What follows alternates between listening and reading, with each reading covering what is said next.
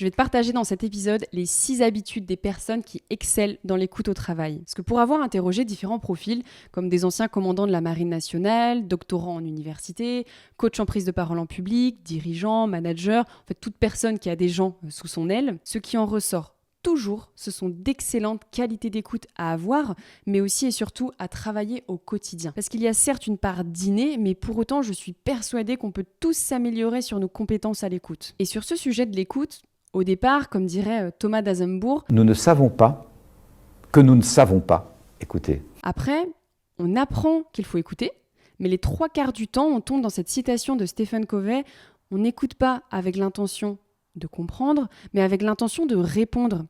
Tu sais, le style de conversation où pendant que la personne elle est en train de parler, toi tu penses à tes expériences et tu rebondis en disant « Ah mais moi aussi, moi je ». Et le Graal pour terminer, c'est de devenir tellement un as de l'écoute qu'on peut s'oublier soi-même.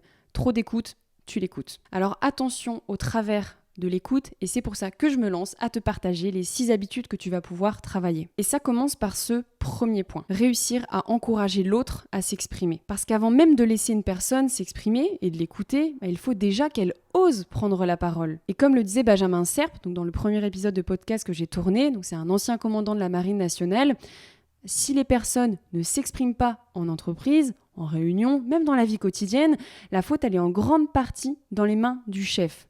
Ou du moins dans la personne qui écoute. Et pourquoi ? On peut cibler 3 points. Parce que d'une, c'est peut-être qu'on ne laisse pas aux gens suffisamment d'espace pour le faire. En 2, qu'on ne les sollicite peut-être jamais ou très rarement, surtout les plus introvertis, et pourtant, c'est souvent ceux qui peuvent avoir des choses vraiment intéressantes à dire. Et en 3, ça peut tout simplement être notre orgueil, notre ego qui prennent le dessus. Donc pour réussir à encourager l'autre à s'exprimer, ça commence bien sûr par poser des questions, mais éviter de poser des questions orienté. Est-ce que tu la vois la différence entre dire « t'as l'air agacé » ou « comment tu te sens » ou alors « t'as compris, tout est clair » et le « qu'est-ce que tu en penses toi » En fait, l'une émet un jugement, on suggère déjà que, et en fait, on enferme la personne dans un champ de réponse précis. Alors que l'autre ouvre le champ des possibles et la réponse lui est propre. En deuxième point, comme habitude, c'est de réussir à couper la parole au bon moment. Et ça peut paraître vraiment contre-intuitif, hyper paradoxal, mais en fait, bien écouter, ça n'est pas laisser systématiquement de A à Z la personne tomber dans un monologue. En fait, couper la parole, si c'est pour donner ton avis à chaque fois, c'est chiant, donc non.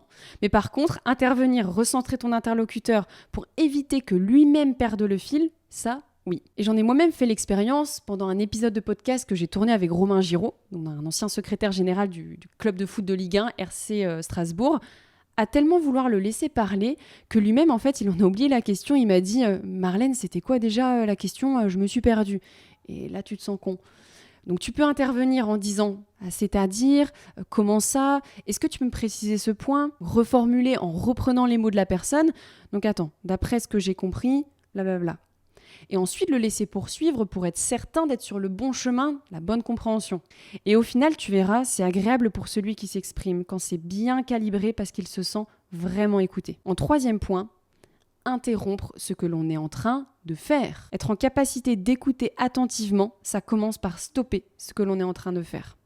Rien de plus insupportable que de parler à quelqu'un qui est en même temps sur son téléphone, en même temps en train de continuer de taper sur son clavier ou de faire son activité, peu importe. Et j'avais lu une histoire d'un petit garçon qui disait à sa maman « Maman, je sais que tu m'aimes vraiment beaucoup. » Et elle répond « Bien sûr, pourquoi ? Tu en doutais ?»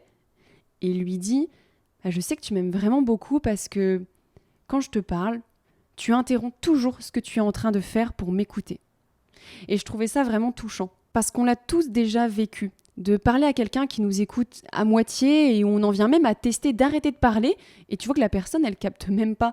Donc forcément, tu cherches même plus à lui expliquer les choses. Et même si on te dit après « Mais si, vas-y, je t'écoute », avec un langage non verbal pas dingo, non, c'est trop tard. Donc essayons au maximum de s'arrêter ou alors éventuellement de dire à la personne « Écoute, je t'écouterai dans 15 petites minutes à un meilleur moment parce que là, je suis pas disponible. » En 4e habitude, ne pas avoir une écoute sélective. Il faut absolument éviter de tomber dans ce piège de l'écoute sélective, de n'écouter que ceux qui vont dans son sens, car ici tu chutes clairement sur le terrain de tes biais cognitifs. Et oui, on sait, c'est toujours plus agréable de discuter avec ceux qui approuvent notre positionnement et ça renforce bien fort nos croyances. Mais là où est la force des meilleurs en écoute, ce sont ceux qui sont capables d'aller discuter avec des profils littéralement opposés à eux, qui savent rester ouverts à toutes les voix, même celles qui divergent. Et seulement à ce moment-là, quand tu as un poste à responsabilité, quand tu as écouté tous les avis de tes équipes, tu dois par contre te rappeler d'une chose qu'avait cité notamment Warren Buffett. Comme quoi, l'opinion d'autrui est importante, mais n'oubliez jamais que c'est vous qui devez prendre la décision finale. La 5e habitude, bien écouter ne doit pas être dans le but de plaire. Alors oui, tu seras plus apprécié être un bon auditeur qu'un bon causeur, mais comme le disait Benjamin Serre dans le premier épisode du podcast que j'ai tourné, quand tu diriges, t'es pas là pour plaire. Sinon, tu tombes dans du narcissisme. Tu es là pour guider, fédérer et décider in fine. Donc attention à ne pas tomber dans ce désir le plus profond de la nature humaine, cette soif d'être apprécié, ce besoin, ce sentiment d'être important. Et c'est William James, un psychologue et philosophe américain qui le disait. Mais bien de te rappeler qu'écouter fait partie tout simplement de ton rôle de manager, de ton rôle aussi en tant qu'humain, bien sûr, mais il ne faut pas le faire dans le seul but d'être apprécié. Il faut que derrière cette belle écoute, il y ait des actions justes qui suivent. En 6e et dernière habitude, privilégiez le terrain d'entente que la gagne. Si vous rentrez dans le jeu d'une personne qui se plaint, avec cette envie de lui fermer son bec en prouvant que vous avez raison, ah bonjour la guéguerre d'ego qui pointe le bout de son nez. Et dans le livre de Dale Carnegie, Comment se faire des amis à influencer les autres, il rappelle que 9 fois sur 10, chacun se retire plus que jamais convaincu d'avoir raison. Et ces batailles, personne ne les gagne. Si vous perdez, vous perdez. Si vous gagnez, vous perdez aussi. Car si vous jubilez d'avoir réussi à prouver à l'autre qu'il avait tort, lui, qu'est-ce qu'il en pense ? Comment il se sent ? En fait, vous lui avez juste fait sentir son infériorité. Vous avez touché son amour-propre. Et j'aimais bien cette citation qui disait « Homme convaincu malgré lui, garde toujours le même avis. » Donc un malentendu n'est jamais dissipé par une discussion, mais par de la tact, la diplomatie, cet esprit de conciliation, et par ce vrai désir sincère de considérer le point de vue de l'autre. Donc cherchez des terrains d'entente, et soyez honnête sur vos erreurs, plutôt que de vous dire « Ah yes, j'ai tellement bien écouté que j'ai tous les arguments pour l'écraser. » Vous serez perdant à la fin. Pour récapituler, je te rappelle la recette parfaite pour que les gens te fuient. Alors l'ultime, bien sûr, c'est de parler que de soi.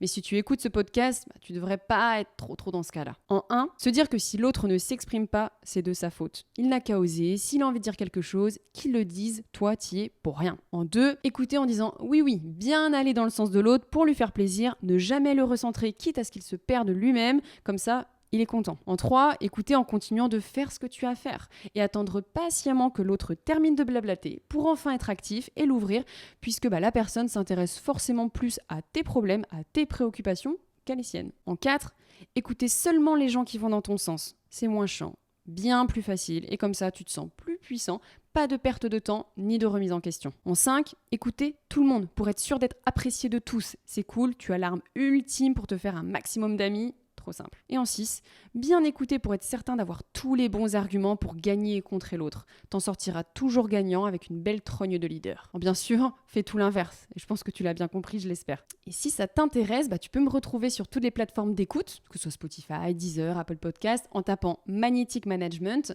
Et également, tu peux me retrouver sur Instagram et LinkedIn, et cette fois sous mon nom et prénom, Marlène Congar. À très bientôt.